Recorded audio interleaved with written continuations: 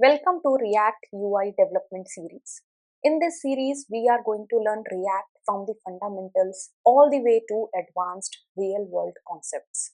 But before writing a single line of React code, there is one important question we need to answer. Why do we actually need React? If HTML, CSS, and JavaScript can already create websites, why did React become so popular? That's exactly what we will understand in this first video. Let's start with a simple question. We already have HTML for structure, CSS for styling, and JavaScript for behavior. So technically, we can build a complete website without React. Then why do developers use React? The answer becomes clear when our application becomes bigger and more interactive. Imagine we are building an e-commerce application. We have a header, product listing, search, filters, shopping cart, login, profile payments, and many other features. Now imagine that whenever the user adds a product to the cart, several parts of the UI need to change. The cart count changes, the total price changes, maybe the checkout button becomes enabled, and the product might show that it has already been added. As the application grows, managing all these UI changes using plain JavaScript can become difficult. Traditionally, JavaScript directly manipulates the DOM. For example, the user clicks Add to Cart.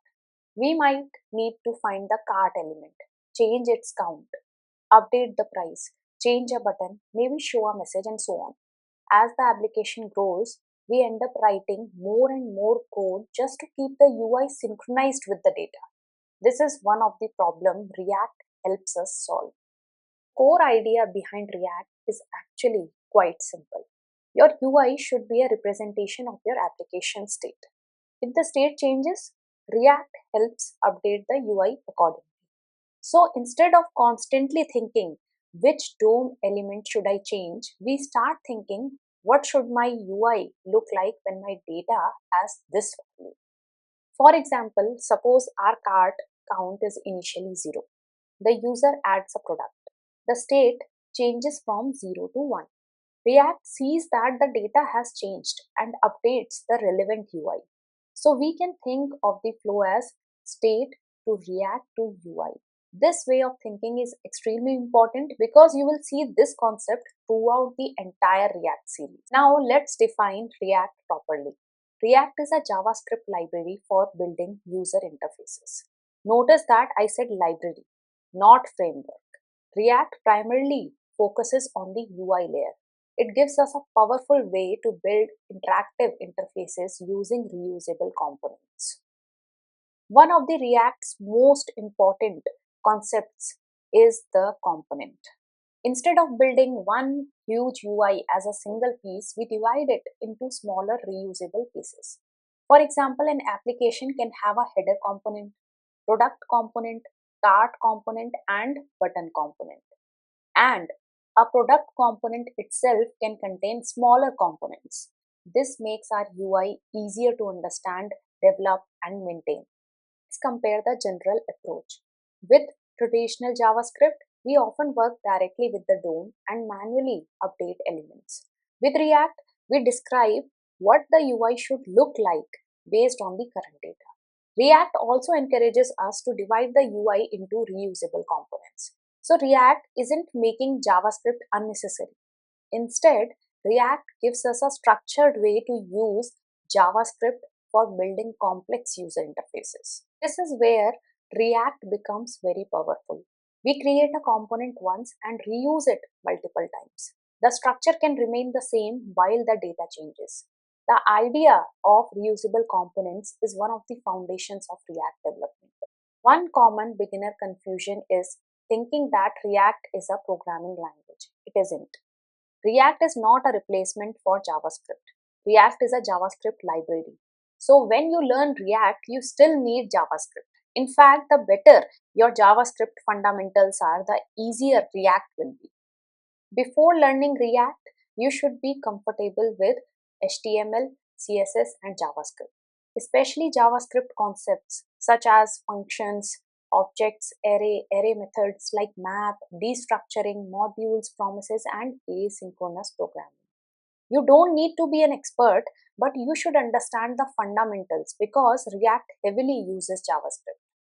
React is generally used on the front end.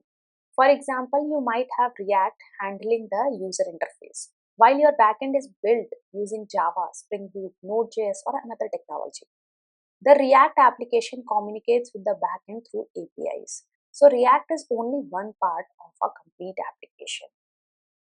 This is the plan that we have for this series while learning React. We will start with the basics, we'll create a small application, then we will move to creating complex components with props and state changes, events, hooks.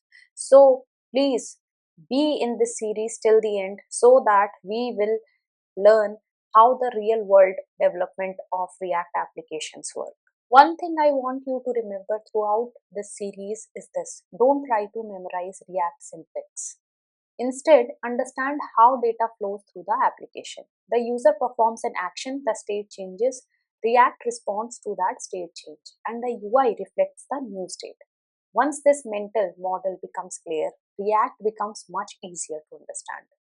Let's quickly recap what we learned today. React is a JavaScript library used to build user interfaces. It encourages us to divide our application into reusable components.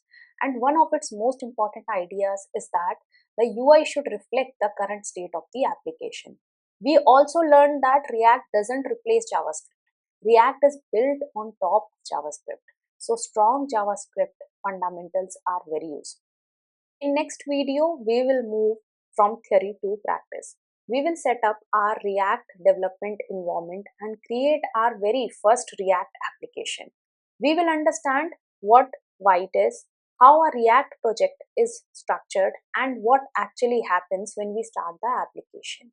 So if you are following this series from the beginning, don't skip the next video. I'll see you there. Thank you for watching.